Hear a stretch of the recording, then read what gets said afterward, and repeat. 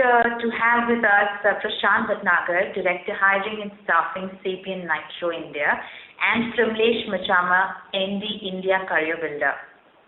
First of all, I'd like to give you a brief on the Career Builder webinar series. This is the third webinar in the series that we have been having. Just to give you a brief on today's webinar, today's webinar will focus on how disruption in technology is impacting your brand, employee brand, and forcing one to rethink traditional approaches to attract, engage, and retain talent. Today we'll hear more on impact of technology and new workforce and employee branding, new ways to optimize the opportunity, what are the new challenges and channels for employee branding. A little about today's speakers, Prashant to begin with. Prashant is Hiring and Staffing Lead for Sapient Nitro India and is responsible for developing and execution of talent strategy. Prashant is a member of Sapient India leadership team and sits on various forums related to talent development. Developing employer brand planning and developing go-to-market recruitment and talent development strategies that includes establishing job grades, compensation benchmarking, and benefits collaboration revolves around his responsibilities with many others. We also have Pramlesh with us.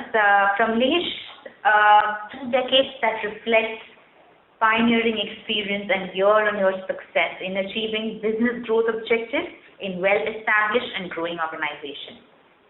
Currently associated with Career Builder India as Managing Director.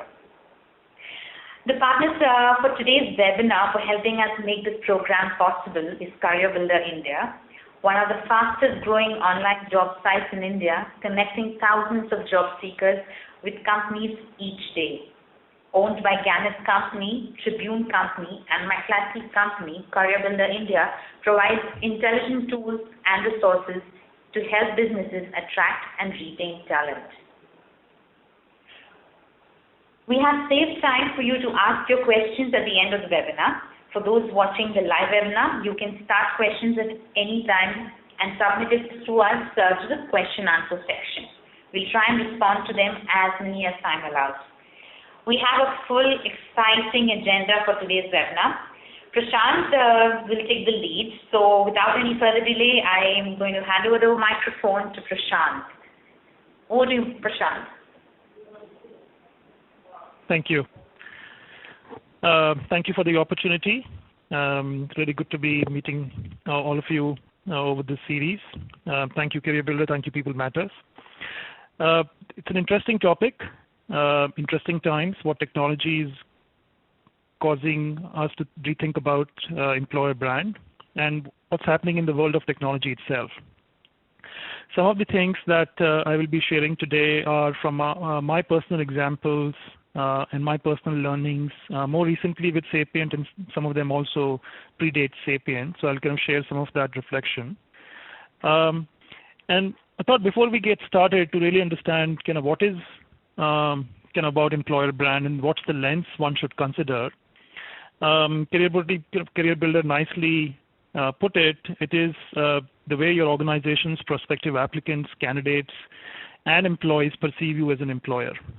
So it's not just about someone who's about to join you, which is where a lot of the conversation happens, but it is also about who's already in your organization and how are they perceiving you. And how are they experiencing you? That really is the essence of the employer brand. We believe that brands and stories have been synonymous, and brands have been telling stories through many, many years.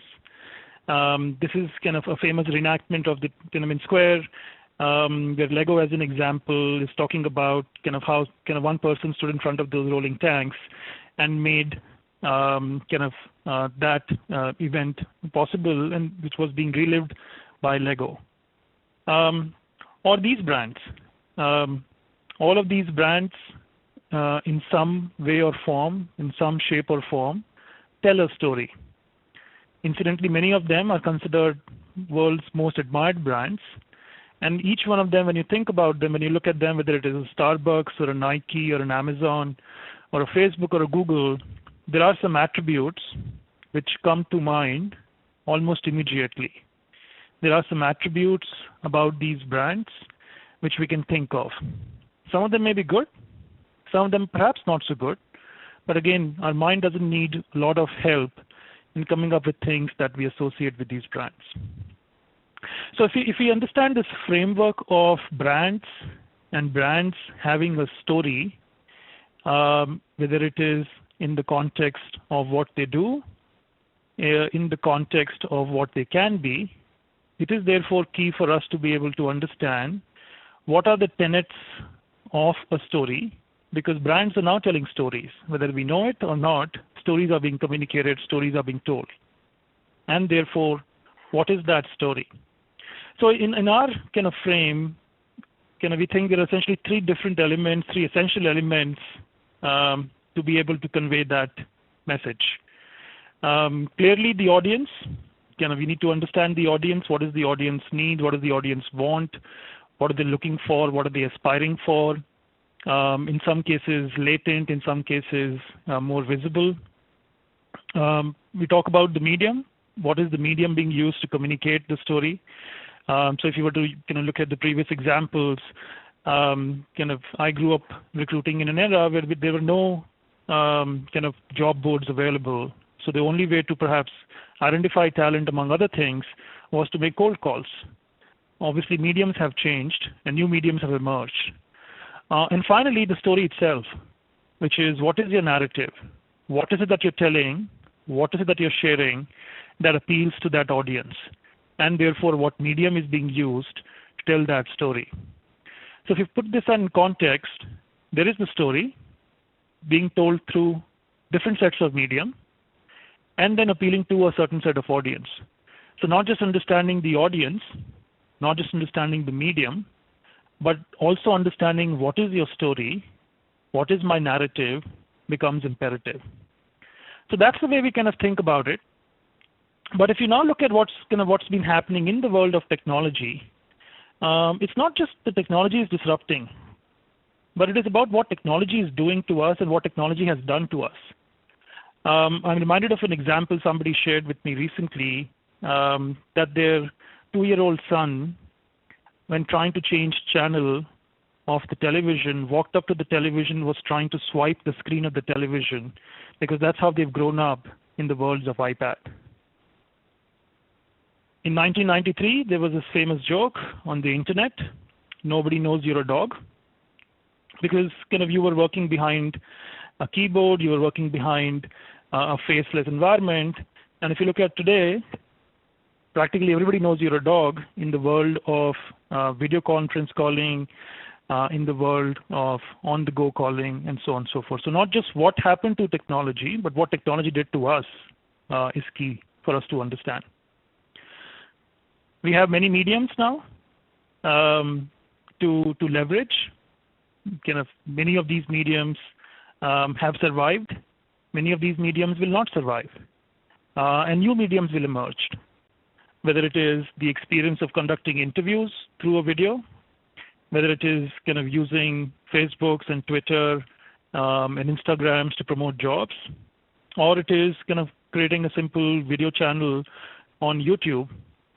And then the ones which continue to exist for some time, the Career Builder, Naukri, Monster, which are an integral and critical part of the medium, but they have changed, they have evolved.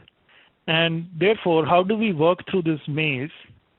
How do we work through this environment which has now lots of choices, lots of audiences which are engaging in different areas in platforms and forums, choices which make some of our jobs easy, choices which make some of our jobs difficult. So if at this point in time you're leading branding for an organization, at this point in time you're leading recruiting for an organization, I can tell you from experience, it is not an easy job to decide which ones to pick and consequently which ones to drop. And therefore what we come back to is really understanding not about the medium per se, not about the platform that we will use, but more about what is the story, which is what is your narrative, and more importantly, what is the audience that you're trying to speak to. That essentially is key. And that essentially is an important imperative for us to consider leveraging the technology. I will share some examples of how we have considered this. We have certainly used one more than the other. In some cases, we have tried a few things, they have worked out. And in some cases, we've tried a few things and they've bombed miserably. But it is less about whether they work or not, but figuring out, do we have the audience, do we have the right story? And medium sometimes becomes a way to convey that story. So because the audience has changed, the audience now has different ways to transact. The audience now looks at researching, whether it is buying TV or joining an organization. There are many ways one can do research. There are many ways one can find out about opportunity, what lies ahead. Not just they have changed, audience cares about purpose. Audience cares about participation. They care about empowerment, having a voice. And that perhaps has been the most fundamental change which technology is causing, is that we have now people who are writing, sharing, talking about things who otherwise did not have the platform or the medium. And all of a sudden we have a lot of people who are able to express their views, and especially in an always-on environment. I'll be surprised if there are many people on this phone do the first thing when they wake up is check their email as also perhaps the last thing. Or maybe for some cases it may be Facebook, which you check the first thing in the morning or the last thing before you sleep. That is changing audience, which is now engaging, connecting with the world on an ongoing basis. Audience which has a voice. This was a tweet by somebody while getting arrested. So not just a real time, but a tweet which happened while it was happening. And as you can see clearly, a lot of people retweeted it, spoke about it, shared it with others. This is an example of the voice audience has, which is different than what it was earlier. Or a voice like this, something we are more familiar with. People going up to job boards, people going up to research sites and finding more about an organization versus the other organization. Disappointing, I've been working here for more than a year, I made the worst mistake of my life. Or really fast growth, open culture, challenging work, better estimation planning of projects you could do. Company was good at policies, poor acknowledging one's identity. These are people who have spoken about an issue which appeals to them. These are people who otherwise did not have a voice. These are people who in the earlier world may have restricted their voice or their opinions to people who they could influence personally. But now there is a platform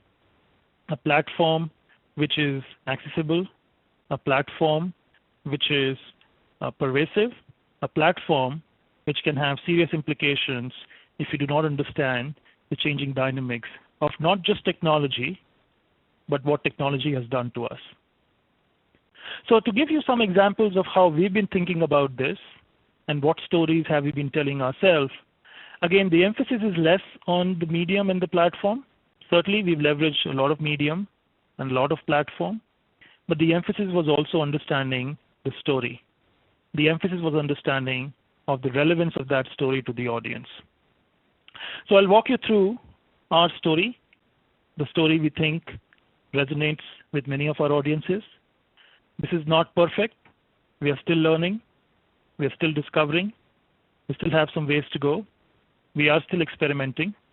We still have some false steps, missteps, but hopefully we've learned a few things that I thought would be worth sharing with all of you. Because the audience talks about the brand, not the employer brand, we need to talk about the employer brand in the same context of a brand. This is not just about an employer brand versus the brand. They don't distinguish between what is an employer brand versus a brand. And like I said, people are hungry for stories. It's a part of our being. And what now follows are some of our stories, some of our examples of what we've leveraged technology as a medium, how we've leveraged technology as a conduit to tell our story. Stories that have to be consumed at a time of their choosing. This is an example of an audio and a video post that was made by the MD of Sapient India about what makes one be successful at Sapient. This is a conversation which was started not about why should you be at Sapient, why should not be at Sapient, but about why and how one can be successful in the organization. Again, using different sets of medium, different sets of tools. The intent wasn't to understand which tool was used, what platform was used, but focus on what's the story being consumed. So to be successful at Sapient was the story which people can consume at a time of their choosing. They can decide whether they want to participate in that story.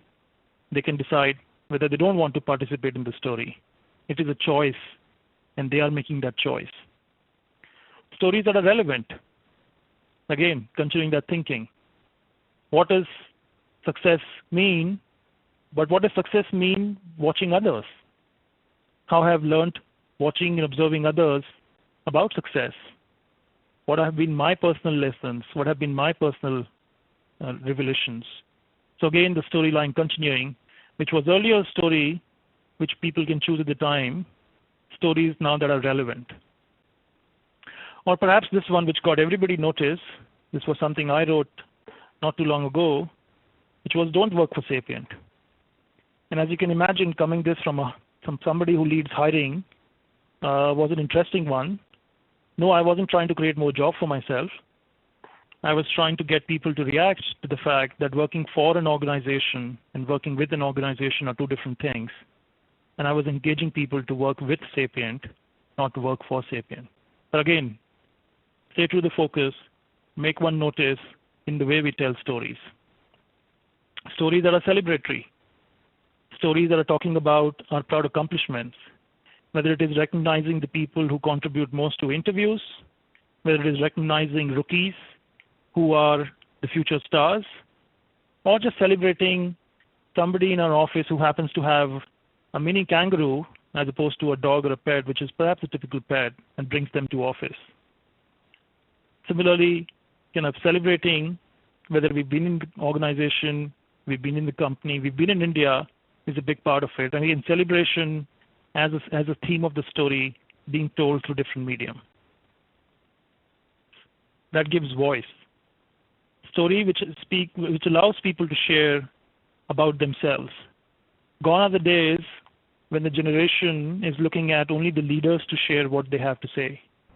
There are voices of people, there are individuals within the organization that have a voice. And at least we've learned that those voices are heard louder than sometimes the voice of a leader. So why are you proud to be at Sapient? What have you done? Sharing that, creating that opportunity, and making that visible to people, creating that followership. So giving voice to the people, what it matters to them, and more importantly, why it matters to them. A story which applauds its heroes, whether it is kind of creating a Guinness World Record for Windows 8 application-based development, or recognizing some of our most distinguished technologists who've had small beginnings, many of them coming from small villages, who had to work hard to get an education and who have now arrived, or to creating kind of opportunities for ourselves from the sheer talent we have, using technology, using the medium, using the platform to create that story. This is about applauding our heroes. This is about giving them what they have been able to accomplish and having that celebration, not just something which is a private matter, but celebration which is public.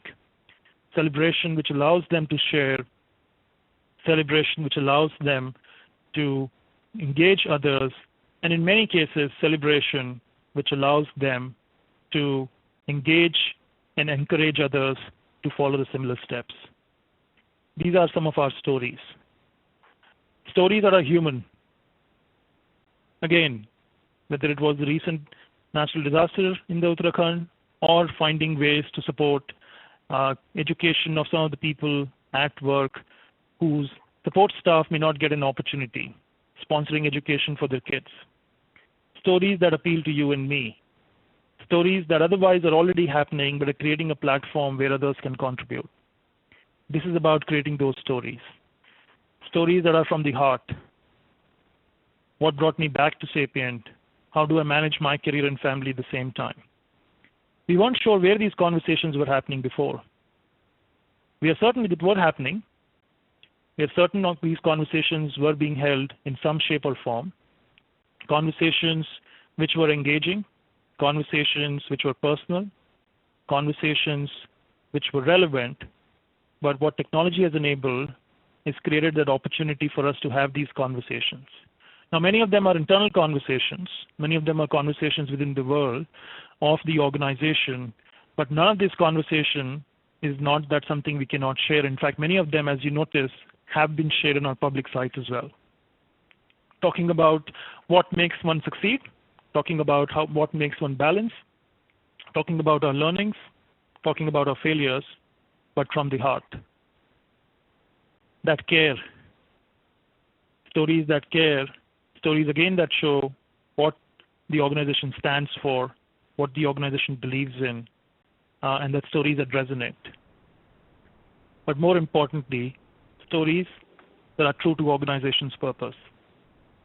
Sapient's purpose is to being a company that enables human potential.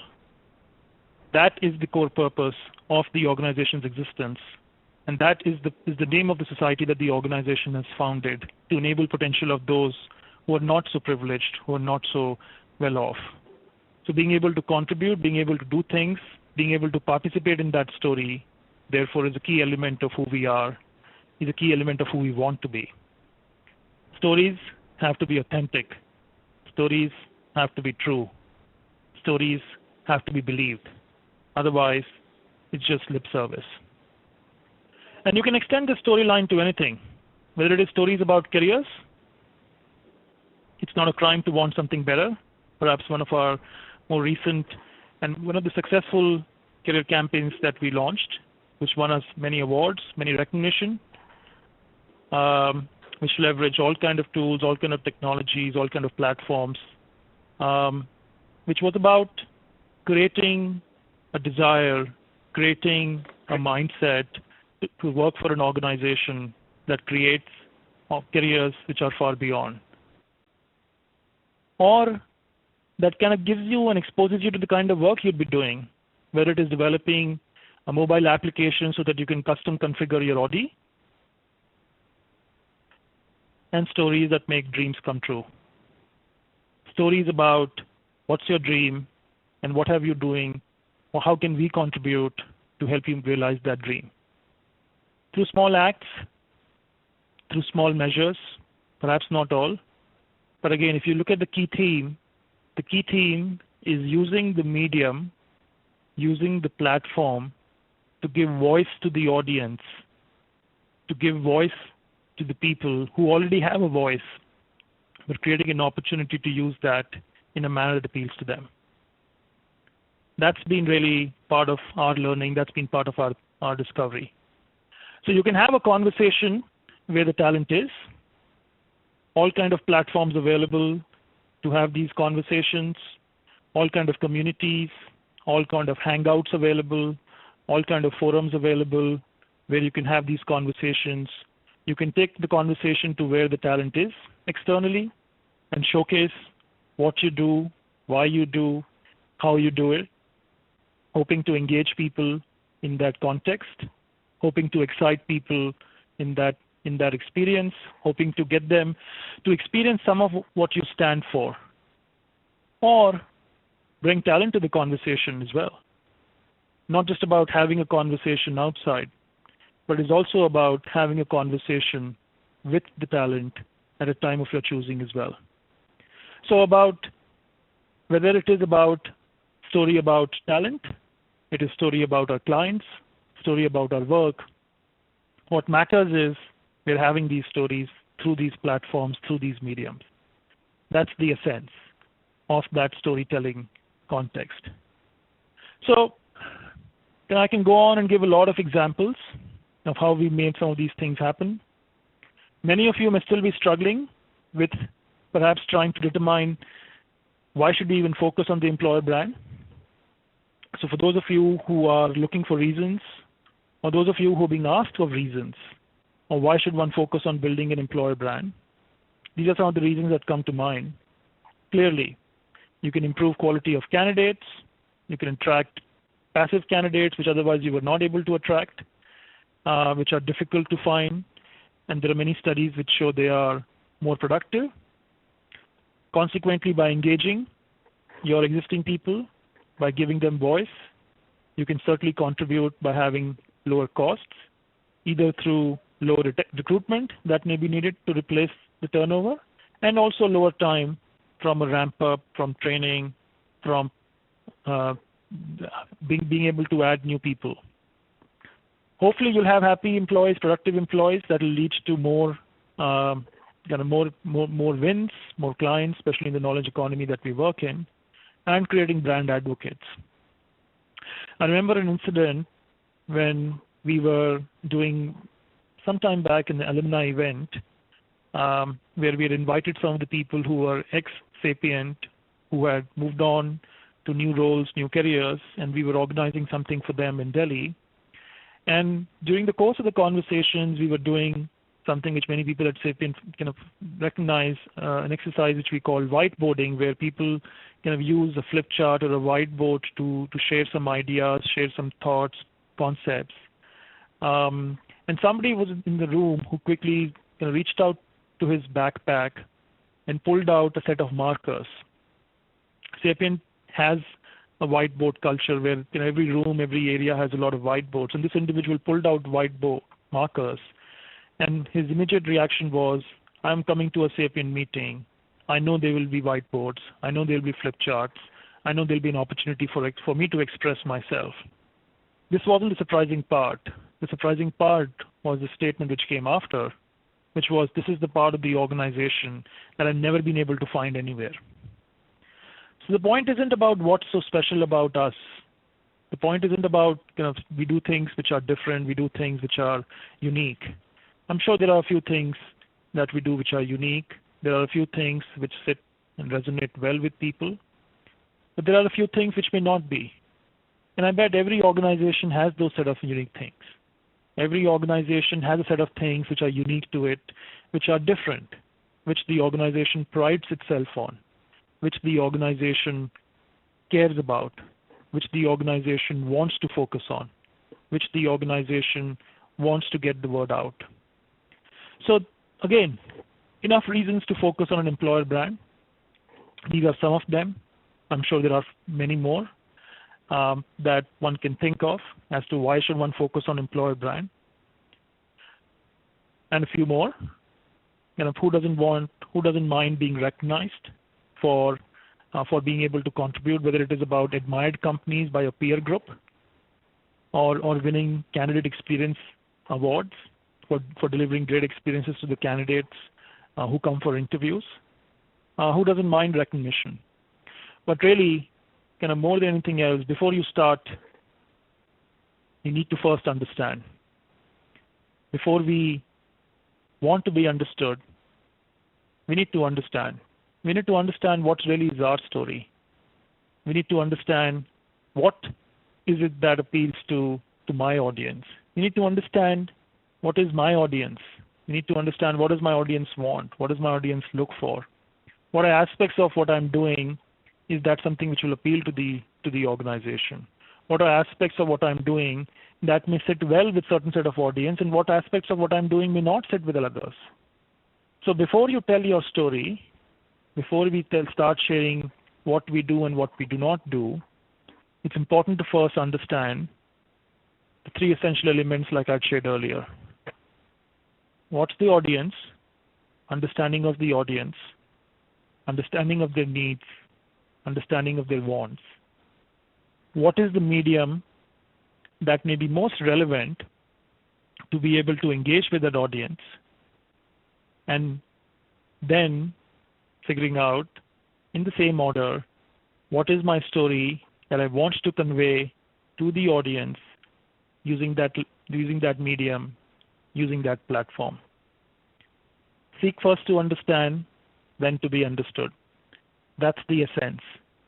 You can't just be worried about which mediums do I want to use. You can't be worried about what platforms do I want to use to tell the story. We can't be worried about what the audience is looking for. We need to first understand what is the audience, what is the medium, but more importantly, what is my story? And that really is the sense of it. My story is just the beginning. What's your employer brand story? That's what I want to leave everybody with. I've been speaking in a monologue for some time, but hopefully this is going to give you some examples of what we've done, how we've looked at branding, how we've looked at branding in the context of technology and what technology is doing. But really, we've been focused on telling a story. We've been focused on telling a story through multiple mediums, through multiple formats, to an audience that has a voice, that cares, and wants to talk about it.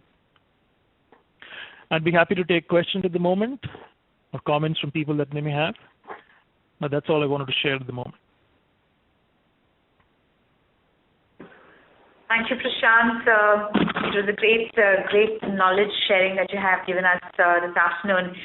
We also have Pramlesh with us. So, Pramlesh, would you like to say something? I think Prashant has taken us through very enlightening slides. He has very rightly shared the perspective of an employer branding and why it is important. And personally, I liked the concept of saying that what's your employer brand story. So every brand, when we talk about marketing or we talk about employer branding, it is actually telling a story to the target constituency or to the target talent pool as to why they should consider a particular brand.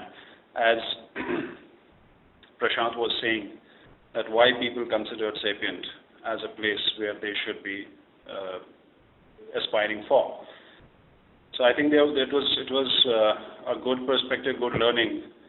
Thanks, Prashant, for sharing all these slides and all this info with us. Yep, Thanks, Pramlesh. All the participants, please to share us your questions if you have any in mind. We have time wherein we can take. I think we have already received one. Just a moment while I share.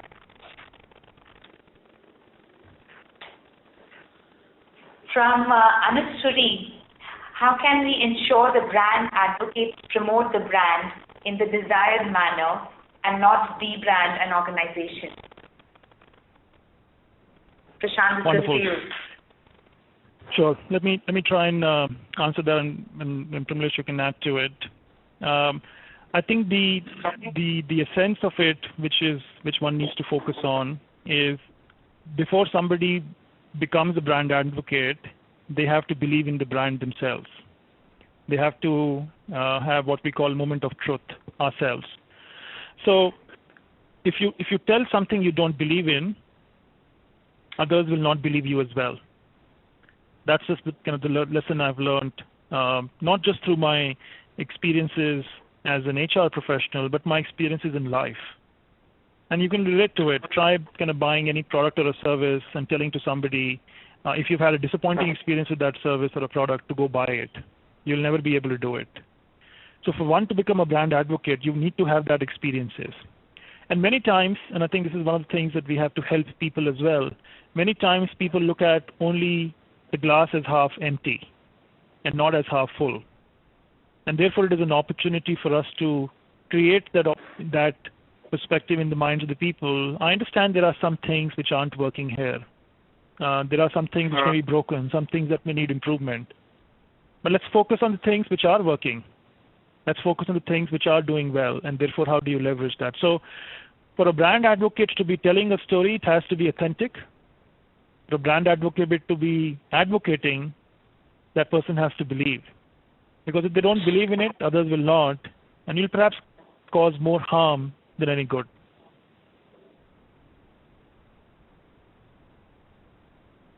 Thanks, Prashant. We have other questions with us. Sarita would like to ask, what are the major ways of employee branding for an HR firm? I'm sorry, what was that? What were the vagaries of employee branding for an HR firm? What are the major ways of employee branding for an HR firm? I understand. Great. So, I think an important aspect, and there are many employer branding firms that help you assess and create a path for you. But the essence of it, I think the first step I'd say begins with an assessment of what is your current brand in today's parlance. And even if you don't know you have a brand, believe me, we all have a brand. We all have an employer brand. In some cases, the brand has already been expressed. In some cases, the brand has not been expressed. So starting first with understanding what is your brand and what does the brand stand for today. Not whether you want it to be or not, but what does it stand for today. And then engaging the senior members of the organization as to what do you want it to be. So starting from what it is today, because that's the reality, articulating what we want it to be. And sometimes that itself may be a big gap. So once you've understood where we are today, what we want it to be, there may be some sacrifices which may have to be made along the way. There may have to be some changes in the way we do things that may have to be made along the way. Is the organization therefore committed to doing it?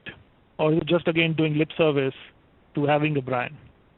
I think those are the three critical steps, one to consider. Start with understanding what the brand already is, and you could kind of again research using technology, whether it is Glassdoor as an example of a tool to understand what your brand is being spoken of, or other platforms that exist similarly on the reputation of it. There is never a better source of information than your existing people, existing employees in the company, having focus group discussions, even understanding from candidates, those who join and those who do not join. What made you consider this opportunity with us, and what made you not consider this opportunity with us? I think those are great starting points, and then understanding where you want to go, and then understanding, do we have the wherewithal, do we have the leadership commitment to follow through that journey? Kamlesh, anything you want to add to that? Yeah, just add 2 points, which is, one is taking cue from the first question and answer, which we are talking about the story. I think I'll add out there that the story needs to be honest. You need to be very honest in whatever story you're communicating, whatever you're wanting to tell, to have a long-lasting impact. If the honest story is not communicated, it will have a short-term impact, or at times it may even backfire. The second question, which was on the ways a recruitment brand can be built in, I think it draws from the fact, I would rather communicate it this way. In earlier days, we used to depend on word of mouth. Like the employees would be your brand ambassadors. They still continue to be brand ambassadors, but the way of communication has changed. Earlier it used to be word of mouth. Today it is done through social media. So you have to kind of make sure that you have sufficient tools in your organization which can enable your workforce to communicate with the external world the stories or their experiences within the organization. I think if that is done effectively, if these tools are being used effectively, and the stories are communicated effectively, nothing can beat a branding element like that. So you need to pick up specific tools and specific stories which can be communicated and disseminated through these tools. So that's what my answer to the question would be. Thanks, Kamlesh and Prashant. We have a few more questions in line. I'll take the next one from Nishita. How, as an HR, can one convince management to go for employee branding? I think... Great question. Yeah, I'll take it. Pardon? Sorry, go on, Pramlesh. Yeah, thanks. I would see there would be a couple of elements, couple of basic elements what a business would be looking at. One obviously would be the cost structure, which is as to how much money they are putting into recruiting the workforce for themselves. How much time does it take? What is the efficiency which can be built into the recruitment process, etc. So if we are able to create an analytics which helps us understanding that what are the parameters currently available, or what are the parameters we are working on in the current scenario, and by adopting new technology, adopting new methods, or by going and taking a recruitment brand route, what effect it will have on the whole recruitment process, and creating an analysis, collecting all that data, creating analysis, and then presenting it. I think that is the best way. Like you basically have to create a case for going whatever kind of route you want to take for enhancing the recruitment process. And if you're able to kind of put all the data together in the right way and create an analysis of it, I think the case can be sold. And there are so many cases in today's world, all from enterprise clients or from the SME clients, where they have successfully put all these things, parameters together, and made a case that this is what impact it can have on the productivity or the efficiency of the process. And that's how they have been able to kind of allocate their budgets and sell it to the management. Thanks. Shashank, your views on this? Yeah, I agree with Pramlesh. I think in many cases, in my experience, it is not lack of intent, but it is lack of awareness or lack of education. So, starting with the premise of making one aware of what that could do. Is an important starting point. Answering the why of the employer brand is a critical element, and you'll have to kind of address this from any of the issues. Whether if your organization is facing a challenge of being able to attract quality talent, or being able to engage talent, or being able to retain talent, any of those things you need to be able to associate with this and use examples. There are obviously many firms, many of your competitors, which may be you doing some of these things. So learning from them, what are they doing? In my opinion, it seldom works if it is an HR problem. It always works if it is seen as a business issue. So therefore, instead of trying to convince somebody in the HR, we should try and get somebody in the business to be kind of your lending ear, and then use them as sponsors of this. Thank you. Another question from Aarti. For 50-year-old manufacturing companies with sustained culture, how to initiate employee branding? Prashant, would you like to take a lead there? Sure. So I'd go back to the drawing board and understand whether it is a 50-year-old manufacturing organization or a 5-year-old startup or a 5-day-old startup, to discover your story, to discover your kind of folklore, as we say, to your relics. There are, I'm sure, people who talk about that organization would have some perspectives on the organization that get a lot of people excited about. Discover those nuggets, discover those ideas, discover those opportunities, whether it is about being fair, whether it is about being entrepreneurial, whether it is about a company focused on growth, whether it is a company that is kind of enabling people to do more. I think you need to understand and you need to be able to distill what does that organization stand for. In many cases, kind of it becomes very clear when you ask the question, what is the organization's purpose beyond making money? It's a difficult question, but one requires a lot of deep reflection. So once you start with that learning, then you get a lot of these insights about what are the things that kind of people enjoy doing here, and then you involve people in that discovery. When you start with that thread, when you start with that discussion, you certainly realize there are a lot of things that are valuable. You'd be surprised by talking to existing people as to what makes them kind of stay, what makes them feel excited. And once you start developing that, then really it's in a way for you to be able to give voice. The other thing I'd say is you need to understand your audience. Who's your audience?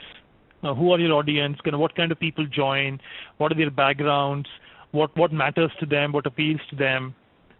Sapient being a consulting firm, the typical age group for us is in the mid-20s, maybe late 20s, who are looking for a lot of expression, who are very connected with technology, who are multitasking, who like to have freedom of expression, who like to have control. If that is applied, if that is true for the audience at your setup as well, then you need to find ways to create those voices, and be aware of those situations. So those would be some of the kind of suggestions I would have for you. Kamlesh, would you like to give your input? Yeah, see, it depends. Like, since the question is specific to a 50-year-old company, one needs to understand fundamentally what are the objectives of growth or going forward for this company, how they want to kind of take their business forward. That's number one. Number two, it also would a lot depend on which generation of the ownership is actually driving this business. So if it's Generation X or Y, or the millennials are getting into the business and they are wanting to drive it, so the approach and the case for all these generations will depend on kind of who is actually going to run this or take this business forward. All the three generations might have to be kind of dealt with different approaches. If it is maybe X or before that, then kind of you first need to make a case for the branding itself, for the technology itself. If it is Y, it might be a little easy. If it is millennials or like that who are kind of going to take the reins of this business and taking this forward, it is going to be damn easy to kind of actually take them through various concepts, take them through various case studies, and make a case for yourself as to why we need a branding story for this business to go forward. So it's a combination of a couple of things as to what is what kind of a way forward this business is looking at, what are the objectives, and who is kind of going to take this business forward. Depending on all these multiple things, one can drive a case and present it to them and kind of, or build a case and present it to them and see that what best convinces them.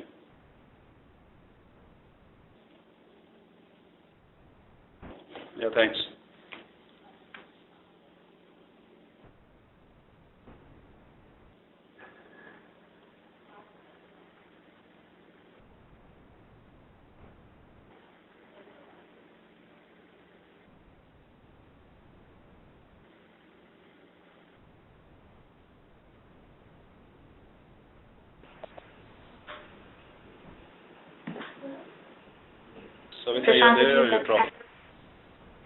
Prashant, would you like to take a lead on that? I'm sorry, I didn't hear the question. I think Kamlesh just finished the one. Was there another question after that, Savita? I'm sorry, I didn't follow that. Sorry, I'll repeat the question. How do you use your employees effectively to brand your company in the marketplace? All right. So the way we've been thinking about this is, again, going back to it being authentic, going back to it being something which they can associate with. And consequently, the techniques and the thoughts we've been using is we already have various kind of platforms on which people get recognized, either whether it is about kind of contributing to, for instance, interviewing, contributing to learning, contributing to organizational initiatives, whether it relates to CSR and what have you. Similarly, there are recognitions for people who contribute to the craft itself of the work itself they do. Like I spoke about the Distinguished Technologists Program and so on and so forth.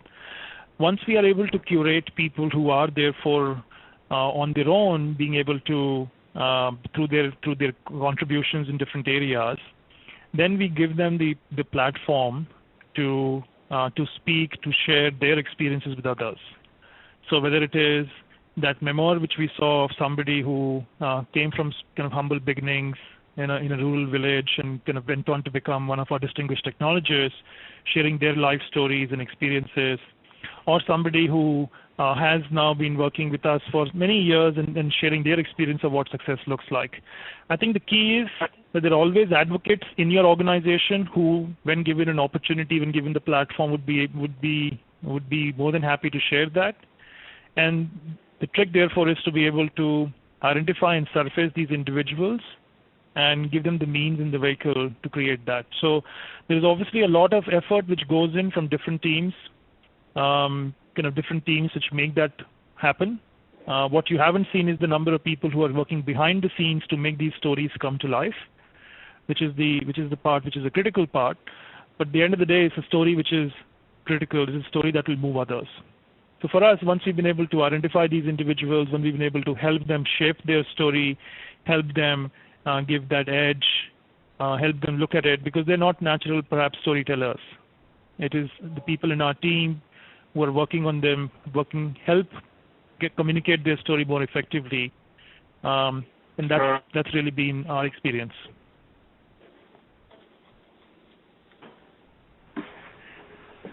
Would you like to share your input, Sir Kamlesh?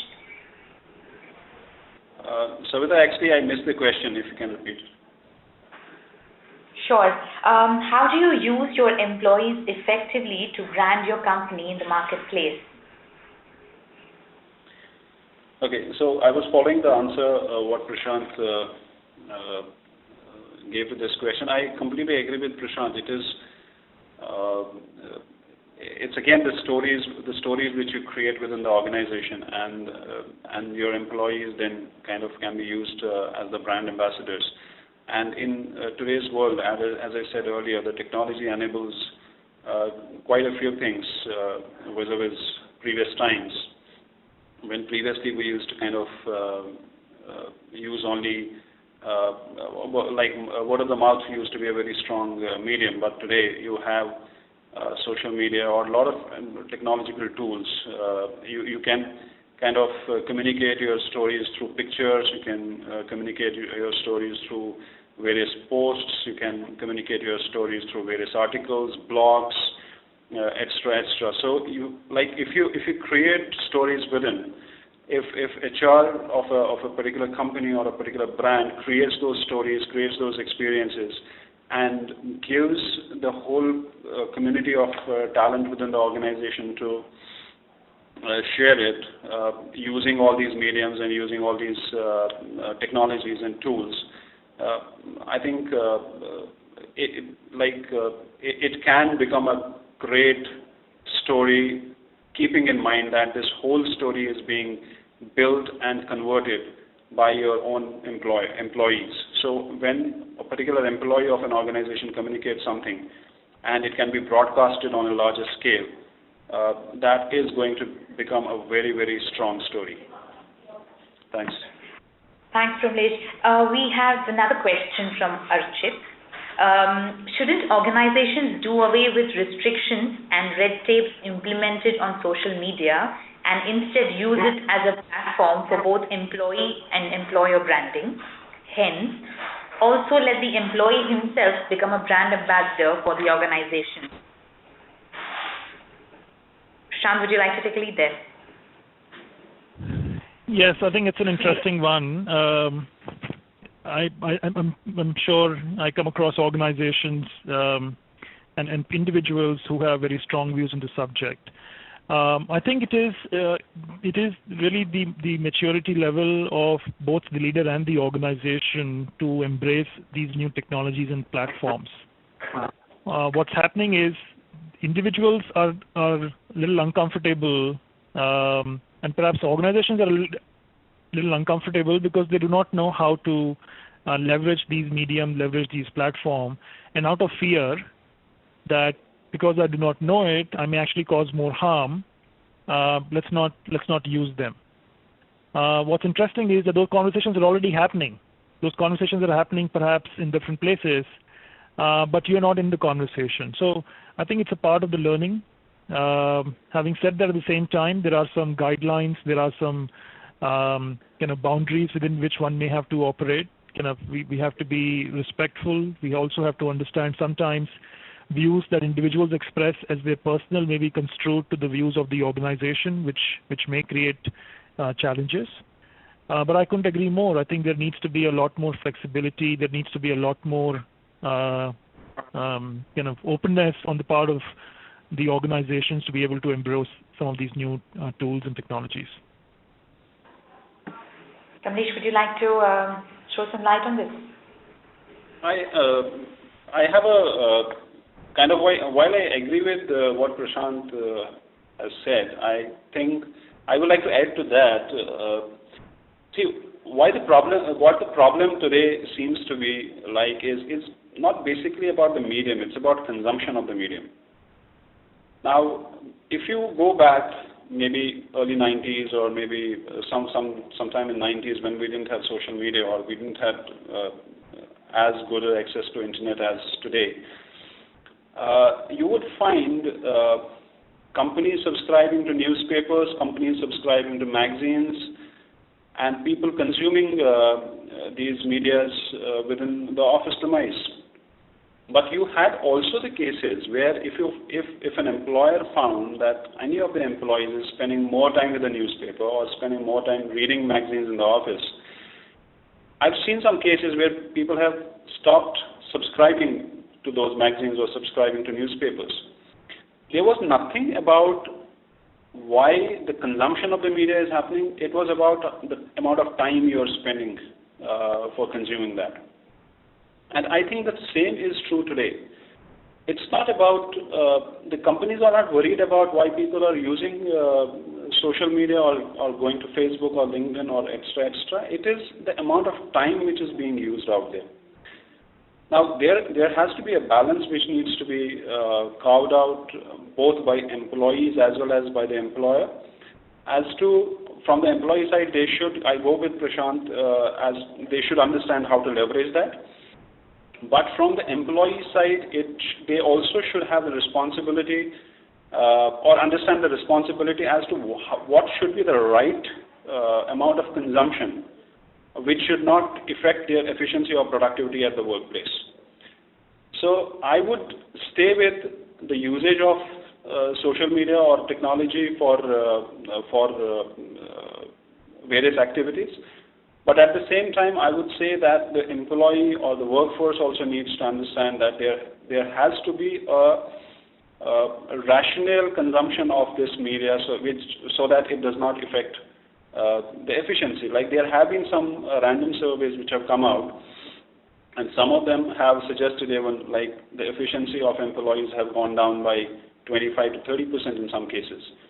So if we are able to control the consumption, if we are able to make sure that it does not affect our efficiency or productivity at the workplace, I don't think the companies would have any problem in employees consuming these medias.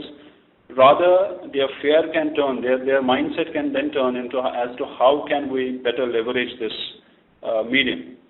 Today, the fear is that our employees are consuming this to an extent which is affecting the efficiency. So if we can kind of, though it's a very daunting task or difficult task to kind of make sure that people rationalize their consumption of social media, but if that can be achieved, it will actually turn the whole thing in a different shape. Thanks. Thanks, Pramlesh. I think with this we can take one last question. We have many more in the queue, but yes, we can take one last. How would you engage Gen Y with your brand story when you hire from campus? This is from Priya. All right, let me share some thoughts based on our learnings. If I go back to the essence of the generation which cares, a generation which is very different.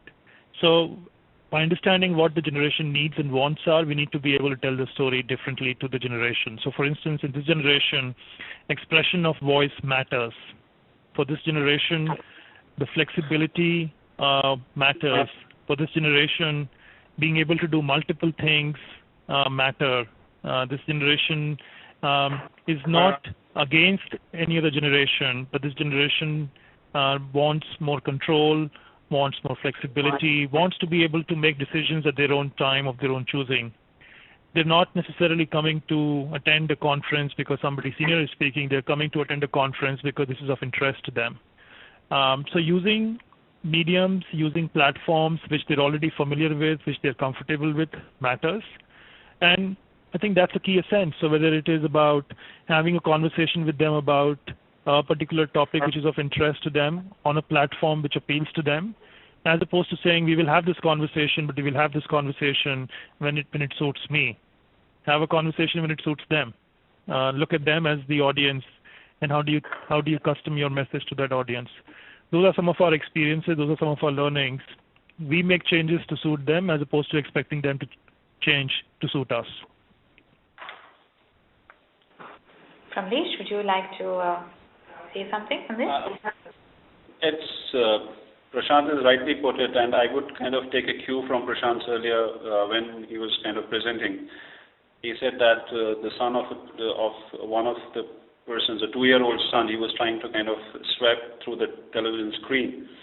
So that is the kind of audience we would be kind of interacting with going forward.